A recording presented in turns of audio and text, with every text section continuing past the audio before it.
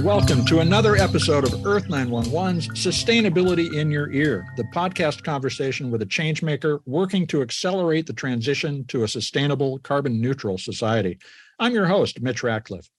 Interest in investing for sustainability has soared in recent years. Bloomberg reports that in 2021, more than $1.6 trillion of debt financing went to corporate and infrastructure transitions to renewable, low-carbon, and low-impact business approaches.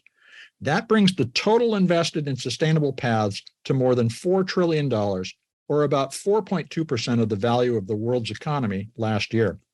But what about financing for the myriad startups and small business transitions that will bring the sustainable economy to full flower? It's hard to get a business loan, and even harder when you're just starting out.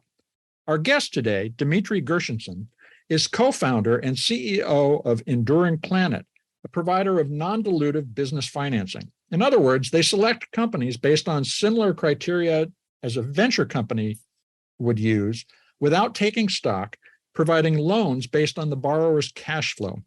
Enduring Planet finances climate mitigation companies that help reduce emissions, carbon removal startups that capture CO2 from the atmosphere, and firms that provide climate adaptation and resilience services that will be needed in response to climate change. They also look for diverse and inclusive companies and those organizations delivering goods and services in marginalized communities.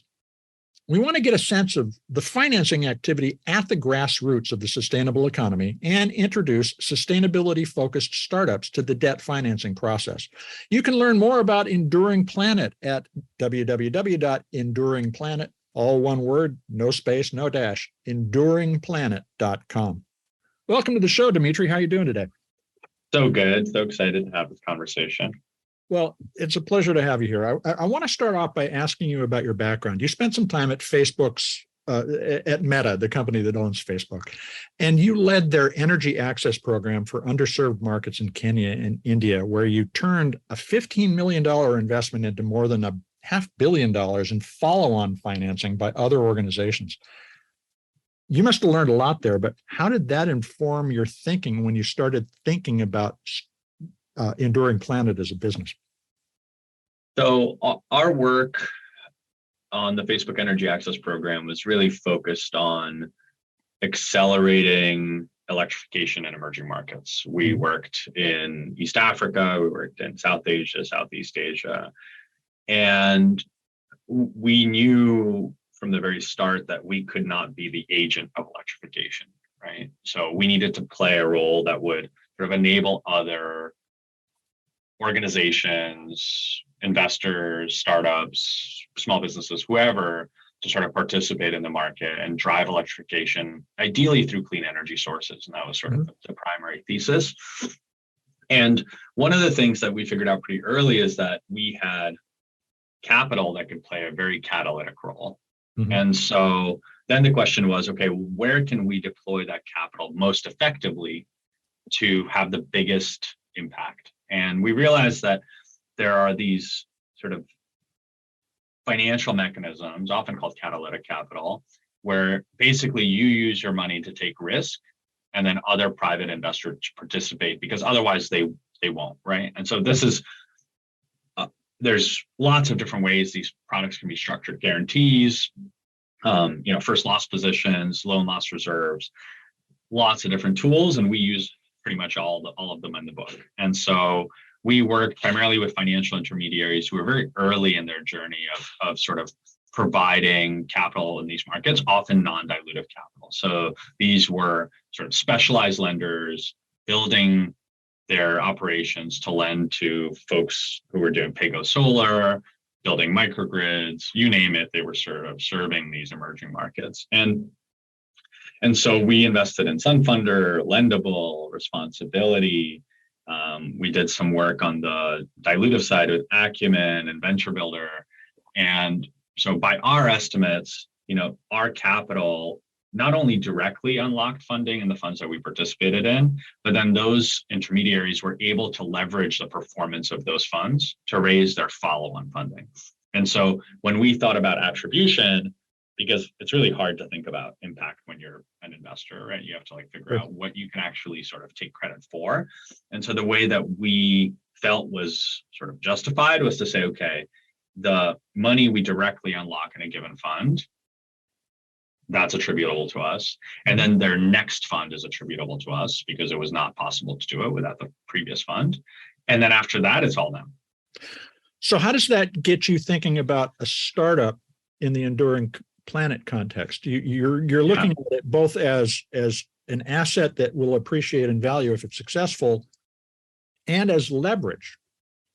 So, that experience and sort of other experience I had throughout my career working on this at this intersection of sort of capital and impact, it brought me to this point last year where I was starting to think about my next steps and where I wanted to continue to sort of work and have an impact on the world. And looking at sort of the climate crisis and the opportunities that we have today to really drive action towards, what we like to call a new climate economy, unlocking capital for entrepreneurs felt like a really powerful place to exist, right?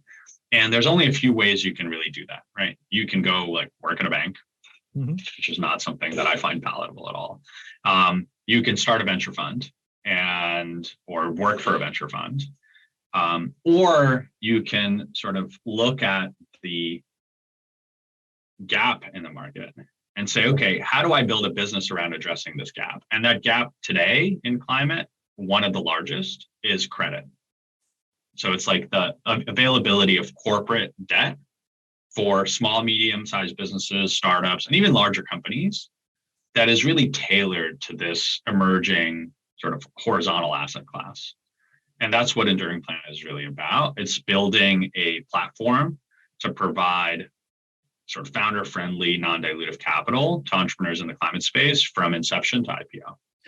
I mean, I've worked in a bank and I've worked in a venture capital firm, and I have helped companies start. And it seems to me that the credit facility is the most transformative because, for one thing, the bar is a little lower in terms of what the organization has to get over in order to begin. So how does the Enduring Planet process work? What does a company have to do to begin working with you? Yeah, so it depends on the instrument. And today we lend via a single product. We're actually launching our next product next month. So there'll be two. And the process for those will be slightly different. And as we sort of offer more instruments, the requirements, the criteria will all change because we really want to serve the broadest population of climate entrepreneurs possible. But today, for our revenue-based financing product, it's pretty straightforward. A company applies for funding through our website. So we have like an application flow. It takes about 10 minutes. They fill out some information on their sort of mission, their climate work, whether they fit certain diversity and inclusion criteria that we're looking for. We prioritize investing in underrepresented founders and diverse teams. And then they connect their financial accounts to our system. So they sort of connect their banking. We use Plaid to integrate with thousands of banks. They connect their accounting systems. We connect with QuickBooks, Xero, Zoho, et cetera. And then we take all of this raw data and we can very quickly understand whether or not this company is a fit for us or not. And so we go from that 10-minute application to term sheet in under a week. So can you describe in a nutshell, because obviously there's a lot of complexity, what a fit looks like? Yeah, so for revenue-based financing, we're looking for a fairly specific profile of company. We're looking for consistent growing revenue over time with gross margins in excess of 35%. We can make some exceptions there. And traditionally, we're looking for companies that are not about to run out of money. So we're not a bridge lender. We're not here to like rescue people. We are there to provide growth financing. And so one of the requirements is that with our capital and their revenue, their net runway ends up looking around 12 months by the time we invest. And so that means that we are generally investing in three cases. One is we're investing as part of a venture round where we are basically reducing the dilution that a founder needs to have. And so like if you're raising venture and you're like, I need to raise 5 million. Well, you might bring us in to invest $500,000 of that 5. You only raise 4.5 from VCs. You shave off a couple percentage points of dilution and likely retain, I don't know, $3 million worth of equity value, right? Still get the same amount of money to finance your growth, but less dilutive. Another moment that we'll invest is somewhere in between rounds, call it 6 to 12 months after a financing round. The company still has cash, they're not running out, but they want to sort of take their trajectory even higher in advance of their next round and get a way better valuation. And so we inject growth capital then. And then last but not least, we work with a lot of small, medium-sized businesses. These are often, because SMBs can't raise venture, they're often profitable, they might be smaller, they might not grow as fast, but they're still like showing really wonderful performance. And so we'll come in and just up notch, whatever the expression is, their growth. And so we have probably about 30% of our portfolio is SMB today, and that number I expect will grow because we're starting to lean harder into the SMB market through partners and sort of sourcing arrangements that give us access to more prospective SMB borrowers. So when you make an investment, when you do a loan, what are your goals for the company in that 12-month window that you were just talking about? So we're actually usually lending on a longer horizon. We just want to make sure that at least for a year, we have extreme clarity that they're going to be solvent. And then we can then start to influence that process and help them continue to sort of maintain liquidity, right? So we share deal flow with over 200 investors in climate. We connect entrepreneurs to additional funding opportunities, whether dilutive or non. And so we have quite a bit of ability to support the capitalization of these businesses beyond just our investment. So you're looking at this also in terms of what value you can bring to the company. Absolutely. Okay. Absolutely. So we're not just providers of capital. We have, I don't know, now close to 40 partners that offer sort of discounted and value-added services to our portfolio and community companies. We have all these investors we share deal flow with. We also have quite a bit of operating expertise within our company. And so often we'll get into the nitty-gritty with founders when they have particularly hairy problems. But we are generally investing to support near-term revenue growth. And so these are opportunities where companies have, marketing budget that they want to invest in. They might want to hire a sales or a BD person. We're looking at the solar industry, and in those cases, like often solar installers are constrained in their ability to grow their business based on how big the install team is. So they need to hire a person, they need to buy a truck, they need to outfit the truck, they need to get them trained, get them safety certified, et cetera. That costs a lot of money. And so if you're a small business owner, you've got 2 to 3 people, your ability to add team members actually, it's very constrained without capital. But it's not like you can just go to a bank. They want collateral, they want personal guarantees, they have 3 to 5 years of operating history, profitability, all of these things that are often very restrictive, and in particular for marginalized founders or underrepresented founders. So in that sense, you're looking at this more like a venture capital company. But what do the terms of a loan generally look like? What's the company giving up? So the way that revenue-based financing works is that we provide capital, and then the company shares some percentage of their gross cash receipts, so their top line revenue, with us. Okay. Typically, we're investing on a regular basis. Yeah, so we will set a target term when we sort of underwrite. So we'll say, okay, we think you're going to grow 2x over the next 2 years based on your historical performance. Based on that model, we need 5% rev share monthly to pay off our loan in 2 years and cover our target return. If a company pays back earlier, great. You pay back earlier, likely we'll refinance and reinvest again because you're overperformed.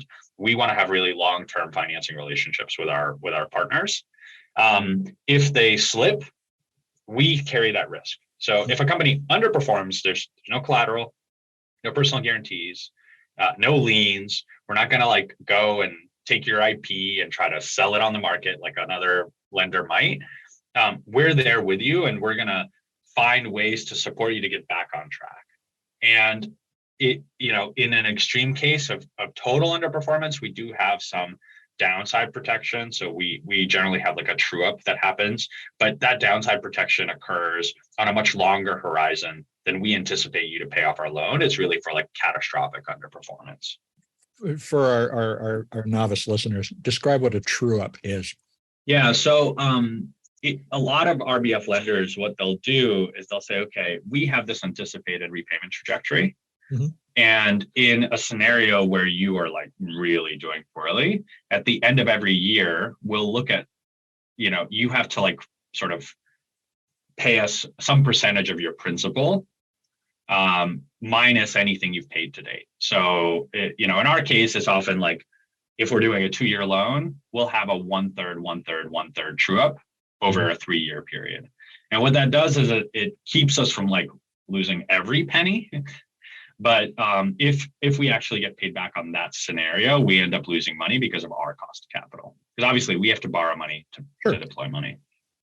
Now, the other thing I think a lot of folks thinking about when they hear this is what kind of team. And I want to talk later about your diversity and representativeness criteria, but what kind of team in terms of experience and skill are you looking for? Well-established, proven collaborators, people who've done a business before, or can there be big gaps in the leadership team? So this is what's different about our model. We spend very little time underwriting teams. Okay. And that's because for us, what matters is historical performance. If your team has been able to deliver consistent growing revenue with strong gross margins, and you meet like all of our sort of ratio and checks, then we'll back you. There are plenty of examples in history of people who have no experience building incredible companies and people with tons of experience building terrible companies. For us, what matters are the fundamentals. And so actually what we're working towards is having a process that's almost entirely automated. Mm-hmm. And you know what? AI can't underwrite a team.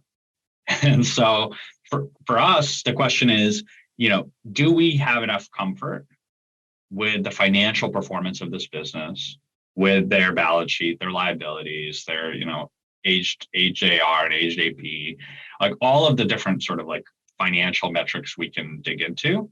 Is there enough there for us to make this kind of offer? Mm-hmm. And if we have that comfort, then we do it. Analogous to a technical investor who looks at the market and says, now's the time to get in or not. Would you say that was an accurate assessment? I think,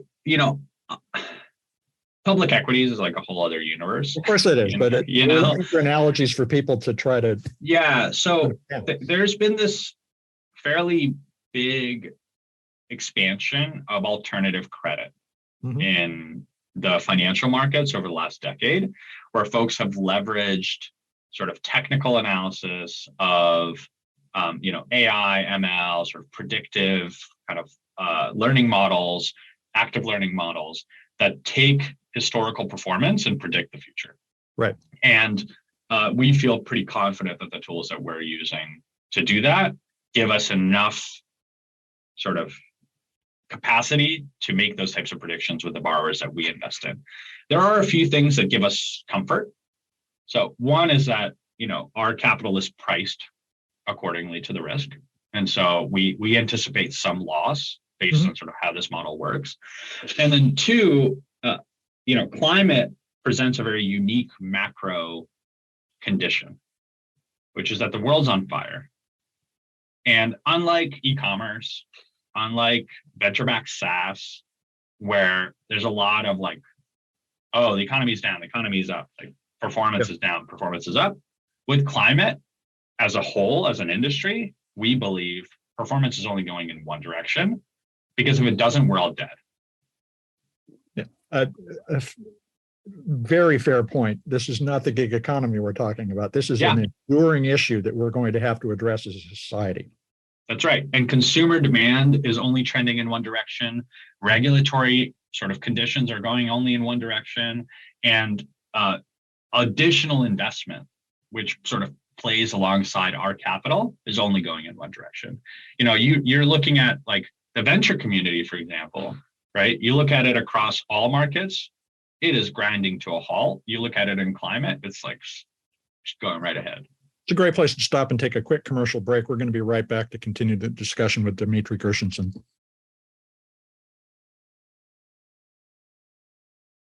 We're back to continue talking with Dimitry Gershenson. He's the co-founder and CEO of Enduring Planet, which is a business financing firm. He's based in Portland. The company is virtual all over the world.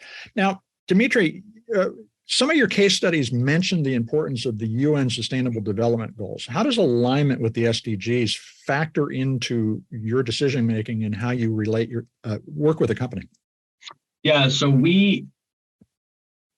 when we make investment decisions, our first screen is, does this business align with sort of the new climate economy? Does it fit that first filter, right?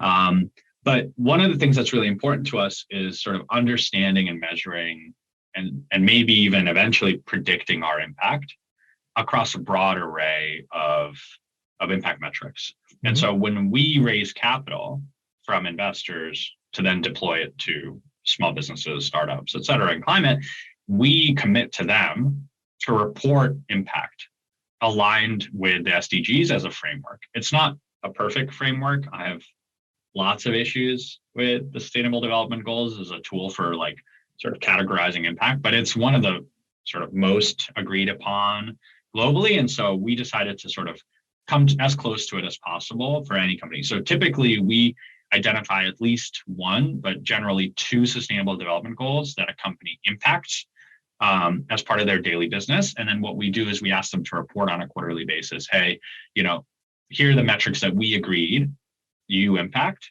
Can you give us an update on where you are with these metrics? And we don't attribute that impact to us. Okay, our capital is not the only capital that they're using to drive their business. And I think it's kind of flawed to think that as an investor, you're responsible for a startup's impact. But we can at the very least report that information back to our investors and say, hey, this is what your money is enabling. We're making a difference. That's right.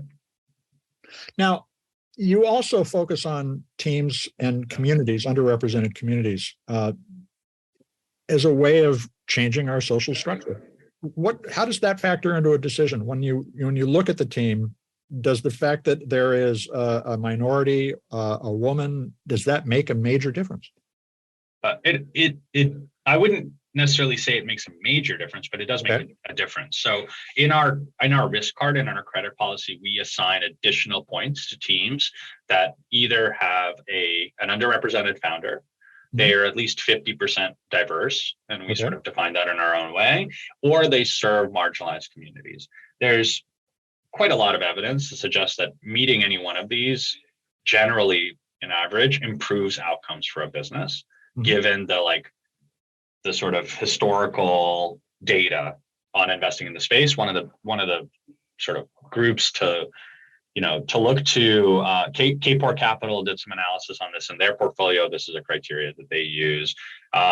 Calvert Impact Investments looked at, women-led teams. There's there's infinite evidence that people who have had to travel further to build their business because they don't come from privilege tend to be more resilient, perform better.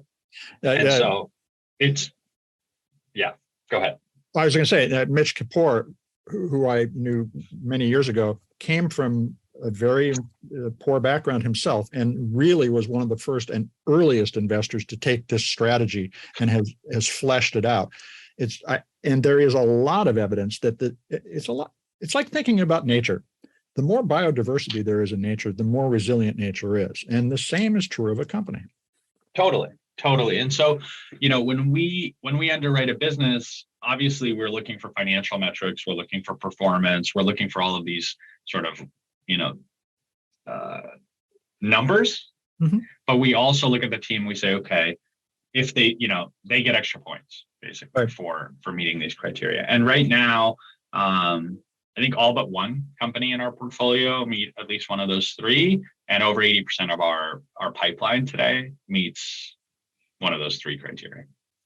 So let's talk about a couple of the companies you've invested in. Tell us about Compost Colorado. what it does and why it was attractive to Enduring Planet. Compost Colorado provides like subscription food and organic waste pickup in the Denver area. Denver doesn't have a municipal compost program, and so folks can subscribe. They also take that compost and then process it, produce all of these like really amazing, natural soil additives, et cetera. It's like a very circular economy type business, reduces emissions from food waste. It's very much in line with sort of our climate thesis. Mm-hmm. But that team has demonstrated an incredible degree of performance over the last however long they've been operating. And they've actually exceeded all of our expectations. They're just like knocking it out of the park.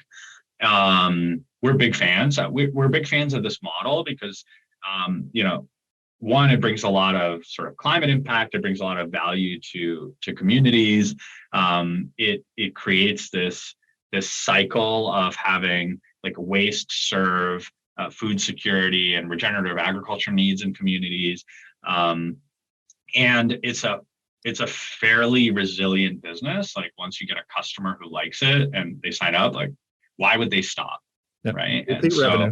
Repeat revenue. Yeah. So the team, they've got a diverse team. I mean, like we're big fans. Big fans. The other one I wanted to ask about is Aqua Oso, which is a data service provider that they combine mapping, financial, and climate data to help agricultural lenders identify solid investments. How's that fit in the model? So as you can imagine, climate is creating a very different risk profile for capital, and that impacts the ability of end consumers, in this case farmers, to access capital to grow their farms, to convert to regenerative practices. Like you need money mm-hmm. to do those things, and if banks don't lend to you because they don't understand risk correctly, it has all of these downstream implications, often for very marginalized communities, because obviously ag isn't a place where there's like extreme wealth, at least for the people who are impacted by this model, right? Yeah. And so what Aqua Oso does is they have built a really incredible software layer that enables banks to not only understand risk at the time of underwriting, but to actually understand risk across their portfolio once loans have already been deployed, to think about follow-on financing, to think about refinancing, it provides incredible power to financial institutions to then better support farmers. And so, they're selling into a market where once a customer is landed, those folks typically stick with you because it now becomes part of their sort of core process. Two, while it might sound niche, agricultural lending is a many billion a year industry sure. in the US alone. And there's also lots of other adjacent spaces mm-hmm. where they can provide the very similar product to understand risk. So like real estate investing, you name it, geospatially sort of like align climate data and risk data is really powerful. And so they've done a pretty wonderful job of delivering on that promise. And we've been a really excited partner for them. It is very interesting to see the scope. When you look at the investments you've made, it goes from the very technical, like we were just talking about, to the very hands-on, like composting. And that's encouraging. Let me ask you this, and you already said that this sectoral move towards sustainability is an inevitability, but with the current economic conditions, what the Fed's doing, a lot of people don't think it's a good time to start a company. Is it a good time to start a sustainability-focused company? I think it kind of depends, mm-hmm. right? So maybe the first comment on that is starting a company is always hard. It's always been hard. 90+% of venture-backed startups never even get past the first round of funding. Small businesses fail every day. And so I think first, you as a potential entrepreneur need to make a decision. Like, is this something that I want to commit my sweat, blood, tears to? Because that's what it's going to take, right? I will say that if you're looking to start a venture-backed climate business, climate has shown incredible resiliency in terms of the investing environment. early stage deals, there are fewer of them being done, but the valuations and the amounts being deployed are fairly consistent, which is like very different from the rest of the market. Yep. And climate venture funds, many of them were raised in the last like couple of years, which means they have a lot of money to deploy and they have to deploy it now. Right. And so you might not get the price you wanted based on, if you like looked at sort of venture deals 2 years ago, they were overinflated. So now you might go to market, you might, you were thinking you could get an 8 million, valuation pre-money and you're only getting 5. Like, okay. I mean, does that really, like, if you can get the capital and you can build the business that you want, owning, I mean, obviously, like, we build our business on helping people save dilution, but in the end, like, you have to make a decision as a founder of whether or not you want to survive with the capital options that are available to you or not. And so climate has been actually quite resilient. There's an insane amount of additional financing entering the market between government grants and incentives, lenders like us starting to fill different pockets of sort of gaps within the ecosystem, project finance going earlier and earlier. I mean, there's never been a better time to start a sustainability business. And macro conditions aside, I will stick to those guns. Like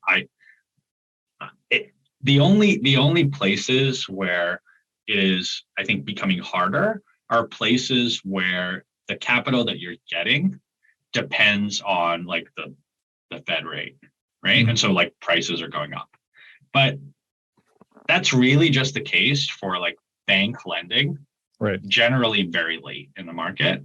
In our case, like where we raise capital, there's like a little bit of tie to that, but we blend money across all sorts of different sources. And so we can actually compress our cost of capital to stay very competitive in the market, even as interest rates go up.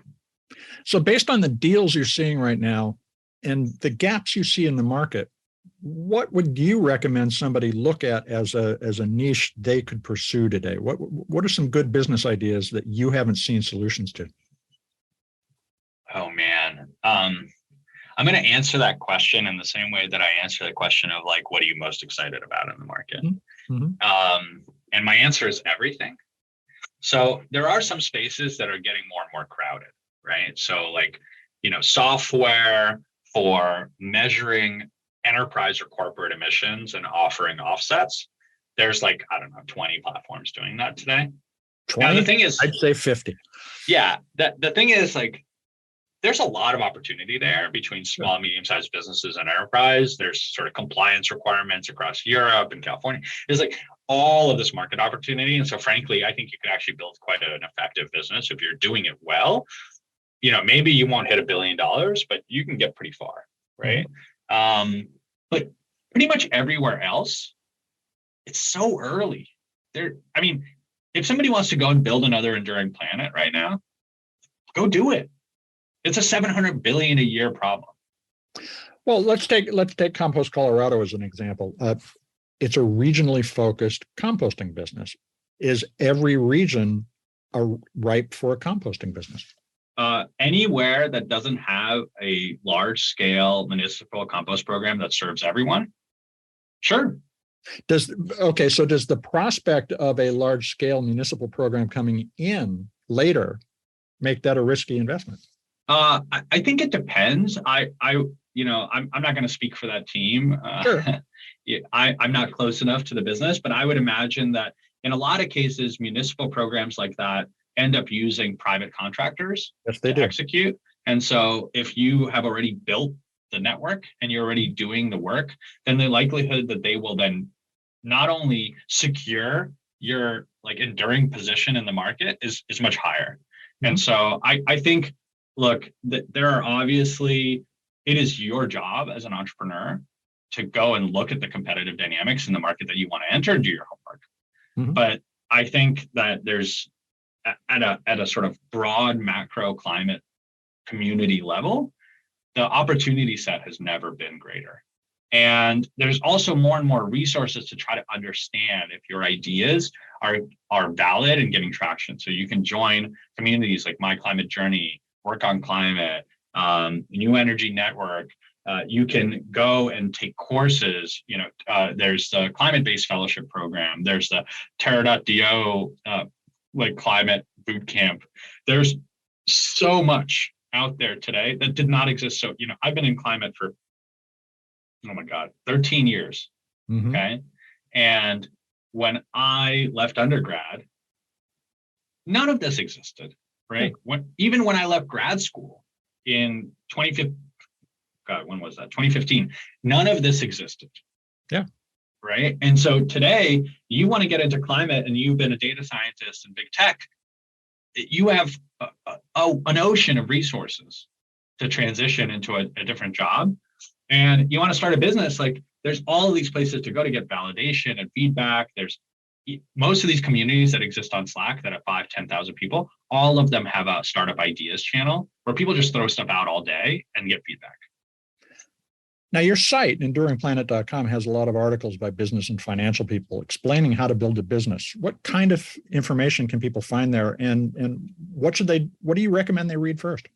Yeah, so when we started Enduring Planet, one of the things that we consistently kept sort of encountering was that this ecosystem has a long way to go to build the kind of, I'm going to use this term very carefully, like financial literacy around fundraising, capital management.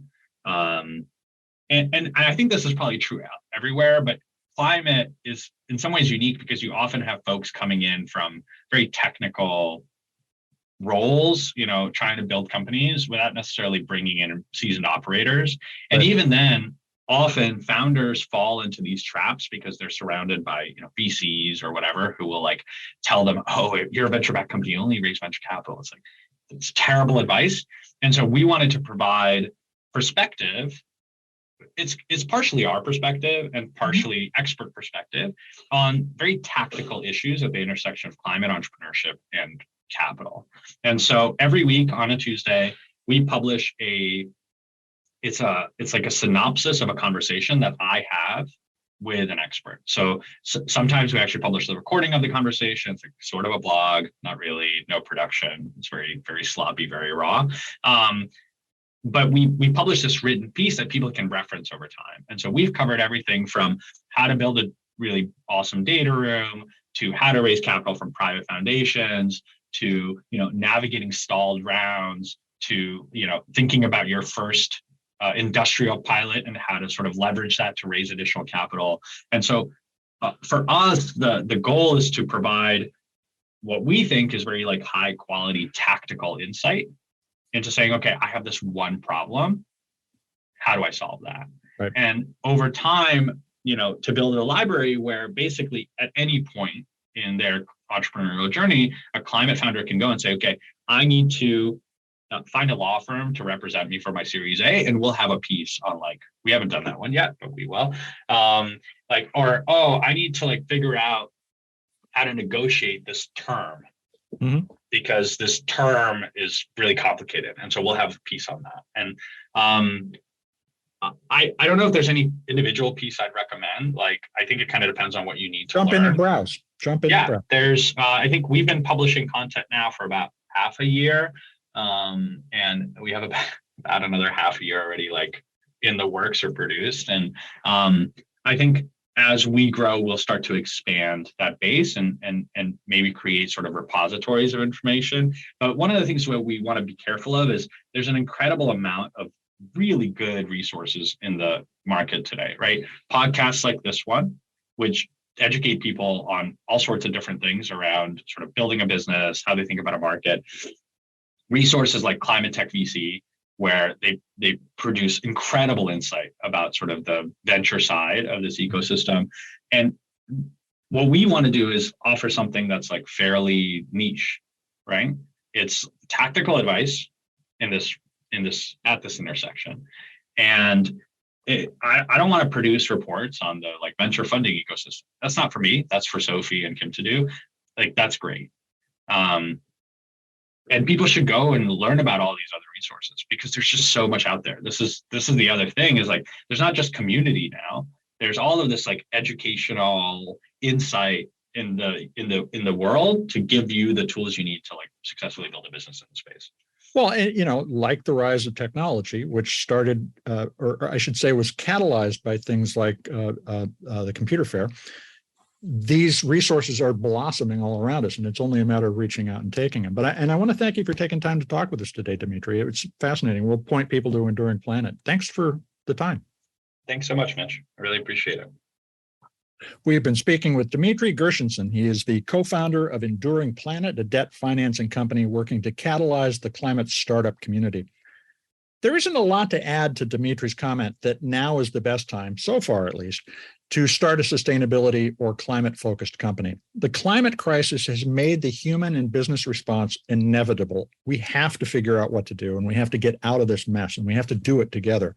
But the thing to emphasize, I think, is that while the world is burning, it's important to recognize there are many solutions waiting to help solve the problem. It's not like we're stuck in the middle of a wildfire without a fire hose.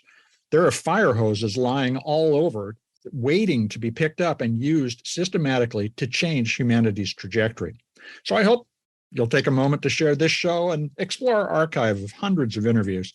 We capture these stories, but it's you, dear listeners, who are the amplifiers that spread these ideas to others. More ideas can lead to less waste and a solution to the climate crisis. Let your friends, family, and neighbors know that they can find sustainability in your ear on Apple Podcasts, Spotify, iHeartRadio, Audible, and all the other fine dispensers of podcast goodness that you count on. I'm Mitch Ratcliffe. We'll be back with another innovator interview soon. In the meantime, folks, take care of yourself, take care of one another, and let's all take care of this beautiful planet. Have a green day.